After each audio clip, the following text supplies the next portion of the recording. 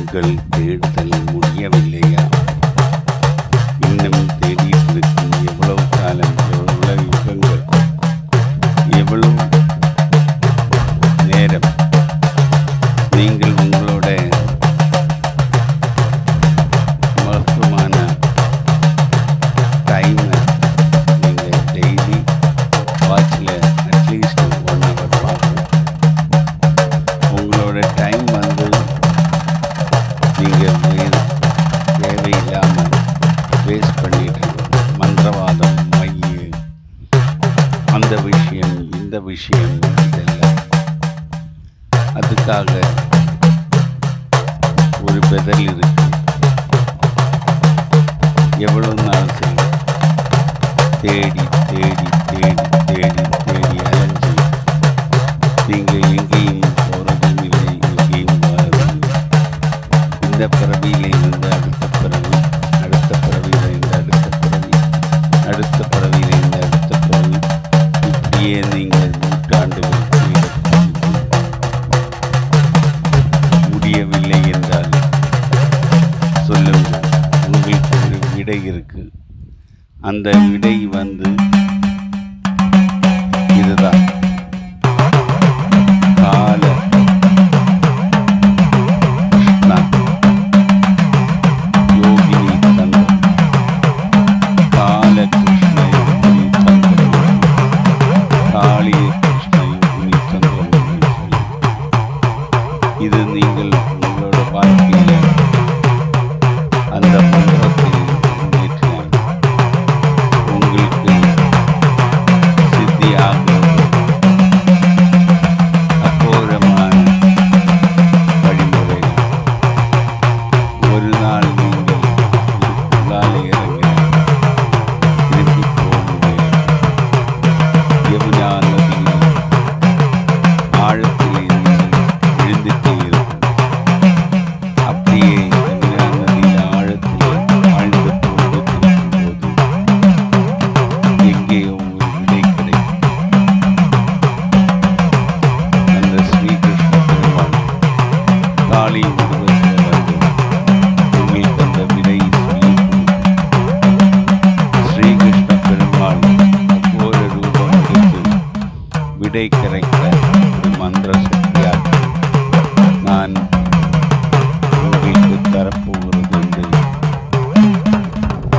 நீங்கள் அதை ஒரு எச்சரிக்கையாக எடுத்து உங்கள் வாழ்க்கையில் வந்து அதை பிரயோகப்படுத்தி அதோட ஜெய பராஜயங்கள், அதாவது அதோட சக்சஸ் ஃபெயிலுவர் நீங்களே தெரிஞ்சுக்கணும்.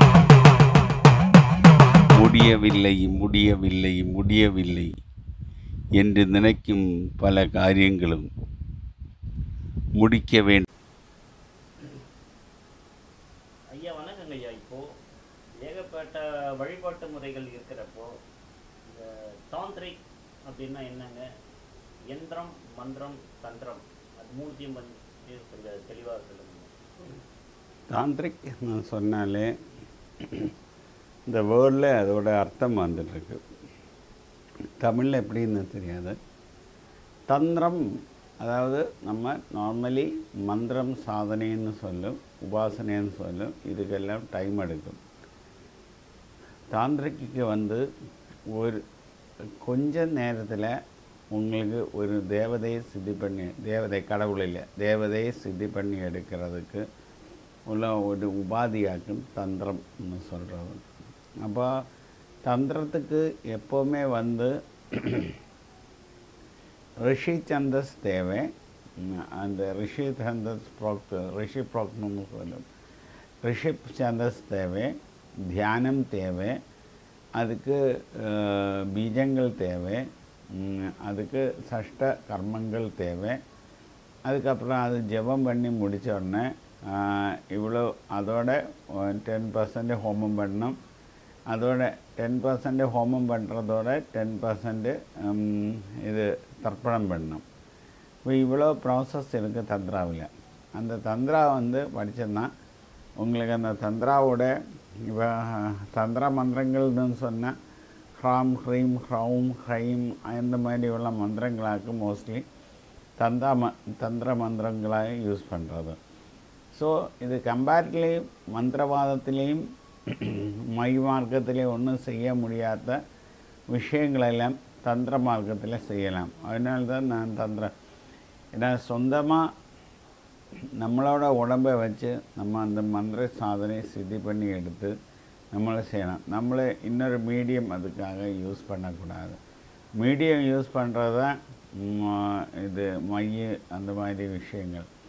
மீடியம் இல்லாமல் வெறும் தந்திரத்தால் மட்டும் நமக்கு நிறைய விஷயங்கள் சாதிக்க முடியும். எல்லாத்துக்கும் நெகட்டிவ் பாசிட்டிவ் இருக்குது. இதோட நெகட்டிவ் வந்து தந்திராயில் நம்ம ஒரு சாதனை எடுத்தோம்னா அது லைஃப் ஃபுல்லாக செய்யணும். அந்த தேவதை லைஃப்பை ஃபுல்லாக இப்போ நம்ம மோட்சப்பிராப்தி அடைஞ்சாலும் நம்ம செல்ஃப் ரியலைசேஷன் ஸ்டேஜுக்கு வந்தாலும் அந்த தேவதை நம்ம உடம்பை விட்டு இங்கேருந்து சமாதியோ டெத்தோ ஏதோ போகிறது வரையிலும் அந்த தேவதைக்கு நம்ம பூஜை பண்ணிட்டு தான் இருக்கணும். அதுக்கடையில் எந்த எக்ஸ்கியூஸும் கிடையாது. இதுதான் தந்திரமாக இருக்கும். இது போல் இடையே அந்த தேவதை வழிபாட விட்டோம்னா என்ன ஆகும்? நிறைய விஷயங்கள் ஆகலாம். அது இன்ன விஷயம்னு சொல்ல முடியாது. டேஞ்சர் ஆகலாம், படுக்கையில் படுத்துட்டு இருக்கலாம், நிறைய கடன்கள் சோதனைகள், ஒய்ஃபை விட்டுட்டு போவோம், ஃபேமிலி விட்டுட்டு போவோம், நம்ம பைத்தியக்காரனாகவும், இந்த மாதிரி நிறைய விஷயங்கள். ஏன்னா ஒரு தேவதை நம்ம கெஸ்ட்டு மாதிரி தான் நம்மளோட வீட்டில் கூப்பிட்டு டெய்லி பூஜை கொடுத்து அதுக்கு அட்லீஸ்ட் ஒரு 2 முந்திரி பழமாவது வச்சு நம்ம பூஜை பண்ணும்போது அந்த தேவதை அதை எக்ஸ்பெக்ட் பண்ணும். அந்த தேவதை அதை எக்ஸ்பெக்ட் பண்ணி ஒரு நாளைக்கு தெய்வம் இல்லை, தேவதை அதை எக்ஸ்பெக்ட் பண்ணி ஒரு நாளைக்கு அது கிடைக்காம இருந்தால் அந்த தேவதை சாபம் போட்டுட்டு போகும். இதுதான். அதனால் நிறைய விஷயங்கள் நமக்கு வாழ்க்கையில் நடக்கிறதுக்கு உள்ள சான்ஸ் இருக்குது. ஒரு உபாசனை தேவதையை உபாசனை பண்ணிவிட்டு சடனாக அதை ஸ்டாப் பண்ணிவிட்டு இன்னொரு உபாசனை தேவை எடுத்து உபாசனை பண்ணுறாங்க ஐயா, அவங்க எப்படி அதை பேலன்ஸ் பண்ணுறது? இல்லை, சடனாக யாரும் ஸ்டாப் பண்ண சொன்னாங்க? யாரும் ஸ்டாப் பண்ணாதில்லை. ஒரு உபாசனை இப்போ நம்ம 1000 சங்கிய ஜபம் பண்ணால் நம்ம ஒரு உபாசனை 1 லட்சம் 2 லட்சம் இப்போ உச்சிஷ்ட கணபதிக்கு 1 லட்சம் உரு ஜபம் பண்ணணும். அப்போ 1 லட்சம் உரு ஜபம் பண்ணால் அதுக்கப்புறம் அந்த 1 லட்சம் உரு முடிஞ்ச பிறகு நமக்கு வேறு தேவதை எடுക്കാം. பட் முடிஞ்சாலும் டெய்லி ஒரு 108 டைம்ஸு அந்த தேவதை நம்ம எடுத்து தான் ஆகணும். அந்த தேவதை நம்ம உபாசனை பண்ணி தான் ஆகணும். இப்போ தந்திர வழிபாடில் நான் ஒரு எக்ஸாம்பிள், ஏன்னா ஏற்கனவே நான் சொன்னது, அதனால் நான் எக்ஸாம்பிள் சொல்கிறேன். गणऋषि निज गायत्री चंद श्री बीज पूरमुक्षम तीक्षणम सॉरी गणग ऋषि निज गायत्री चंद श्री उच्चिष्ट गणपति देवता शरम धनुपाश श्रेणी स्वहस्तगदाम आरक्ति सरोरिहस्ताम विवस्त्रपत्न्याम शुरप प्रवत्त उच्चिष्ट अंबासदम आश्रयेवम இந்த 2 ஏரியாவில் டச் பண்ணோம். ओम हस्तिमुखाय लंबोदराय उच्चिष्टाय महात्माय आंग ग्रोम श्रीं ग्लीं गे गे उच्चिष्टाय स्वाहा इदाकु मंत्रम. ओम आम हृदयाय नमः. ओम ह्रीं शिरसे स्वाहा. ओम आम शिखाय वौषट. ग्लैं कवचाय हुम. ग्लौं नेत्रत्रय वौषट. இன்னொரு கேள்விங்கய்யா, இப்போது தமிழ்நாட்டில் ஆதீனங்கள்னால் என்ன, ஆதீனங்களை பற்றி யாருக்குமே தெரியாத இந்த காலகட்டத்தில் தண்டம்ன்ற ஒரு விஷயத்தை பற்றி நீங்கள் சொல்லியிருக்கீங்க. இந்தியாவுடைய பார்லிமெண்ட்டில் தண்டத்தை கொண்டு வச்சு தான் பண்ணுவாங்கன்னு முதல்ல ஒரு வீடியோவில் சொல்லியிருந்தீங்க. அது இன்றைக்கி சாத்தியமாகிருக்கு. இந்த ஆதீனங்கள்ன்றது யாருங்க, தண்டம் எதனால், ஏன் அவங்களுக்கு அவ்வளோ இம்பார்ட்டன்ஸுங்க? தமிழ்நாட்டில் சைவ கோத்திரங்களாக்கும் ஜாஸ்தி.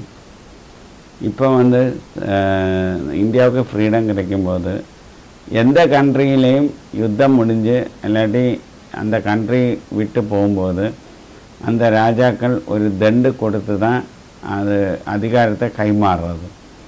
இந்தியாவிலையும் அது மாதிரி தான் நடந்தது. அந்த தண்டை வந்து ஜவஹர்லால் நேரு எங்கேயோ கொண்டு போய் முக்கி தாத்து திருடிட்டு வச்சது.